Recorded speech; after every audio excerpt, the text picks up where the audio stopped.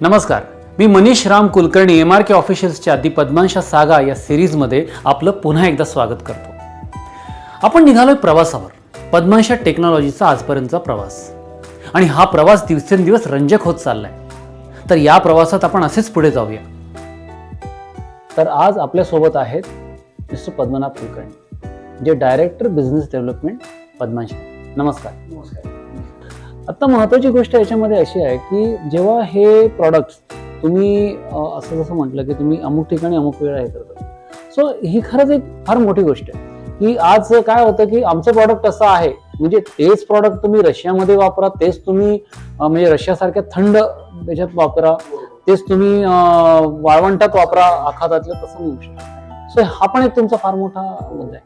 आणि जेव्हा मी आता जे तुमची प्लॅन बघितलं, ज्या पद्धतीने तुमचे लोक सगळे तुमचे एम्प्लॉईज म्हणा किंवा तुमचे सगळे, मी एम्प्लॉई नाही म्हणणार त्यांना, तुमचे फॅमिली मेंबर्स ज्या पद्धतीने काम करतात, त्यात हाच एक फार मोठा धागा आहे की तुम्ही या पद्धतीने त्याला की कोणी जो येईल तो आपला आणि जो आपला त्याच्यासाठी आपण काहीही करू शकतो. अशा प्रकारे म्हणजे तुम्ही आता म्हणतात की तुम्हाला फीडबॅक मिळाला की अरे हे आमच्याकडे हे असं चालत नाही, मग तुम्ही त्याला असं नाही की आमचं प्रॉडक्ट असं आहे, तुम्हाला चालवायचं चालवून घ्या असा तुम्ही भाव ठेवला नाही, सगळ्या ठिकाणी तुम्ही केलं.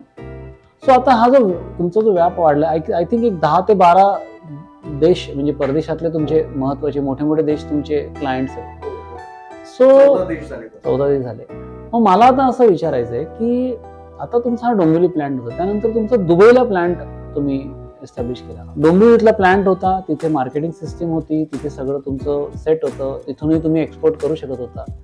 दुबईला आपला प्लॅन्ट असावा ही कल्पना कुठून आली आणि कशा कल्पनेतून आली?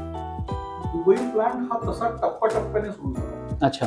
म्हणजे आपण सेल आपला देशोदेशी वाढवतच होतो. बरोबर. त्याप्रमाणे आपण मिडल ईस्ट मध्ये सुरुवात केली. बरोबर. मिडल ईस्ट मधली सुरुवात UAE या देशातूनच, दुबईवरून. बरोबर. आणि दुबईला ज्यावेळेस बऱ्यापैकी तुमचं सेल वाढतोय असं हे लक्षात आलं आमच्या, त्यावेळेस अगदी साधा निर्णय होता की आपण तिकडे ऑफिस घेऊया. बरोबर. पण जर का एक डेडिकेटेड सेल्स ऑफिस तिथे असेल आणि काही 2 व्यक्ती 24 तास तुम्हाला उत्तर देत आहेत आणि तिकडे तुम्हाला लोकल सपोर्ट मिळतोय, तर नक्कीच त्या मार्केटने आपल्याला जास्त चांगल्या प्रकारे रिस्पॉन्स करावा ही अपेक्षा होती. नक्कीच.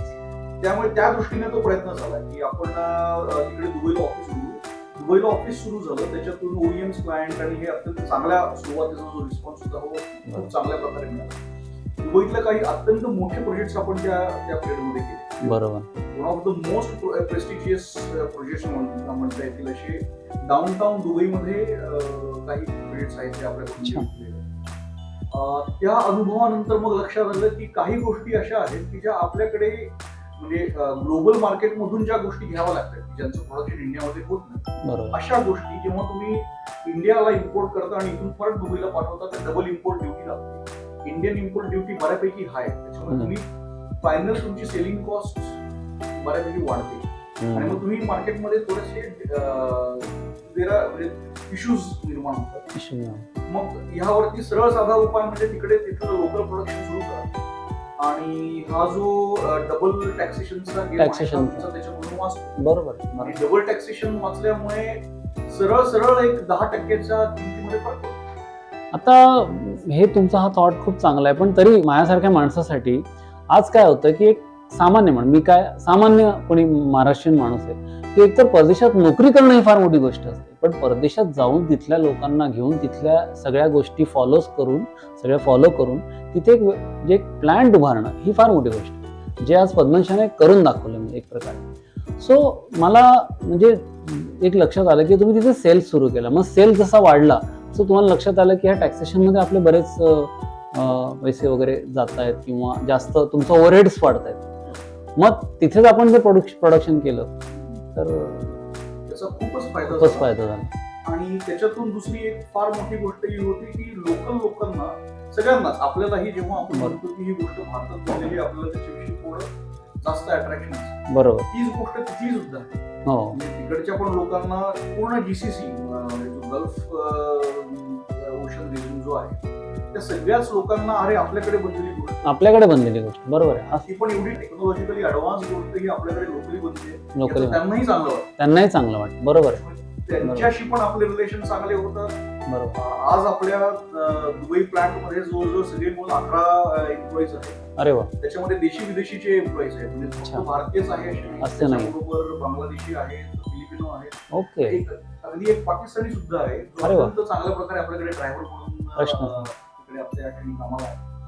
तर अशा प्रकारे वेगवेगळ्या डायव्हर्स पद्धतीने तो प्रोडक्शनचा सेटअप तिकडे चालू आहे. खूप छान गोष्ट आहे. तुमच्या दुबई प्लॅन बद्दल आम्हाला खूप आणखी अधिक जाणून घ्यायला खूप आवडेल आणि शक्य झालं तर त्या प्लॅन्टला व्हिजिट करायलाही खूप आवडेल.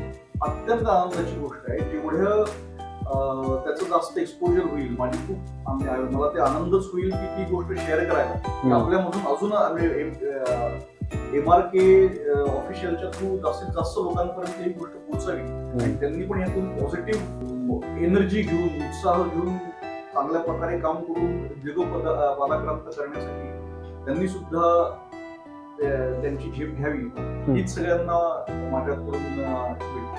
खरंच तुम्ही म्हणतात तेच आहे. आणि तुम्ही ज्या प्रकारे तुमच्या वडिलांनी तुम्हाला सांगितलं होतं की व्यवसाय हा व्यवसाय म्हणून फक्त करू नका, धंदा म्हणून करू नका, व्यवसायातून माणसं जोडता आली पाहिजे, माणसांशी आपण जोडलं गेलो पाहिजे, हा जो तुमचा उद्देश जो आहे हा फार महत्वाचा आहे. आणि ह्याच्यातूनच आज तुमची ही जी गरुड भरारी म्हणेन मी, त्यापेक्षाही मोठी भरारी येईल.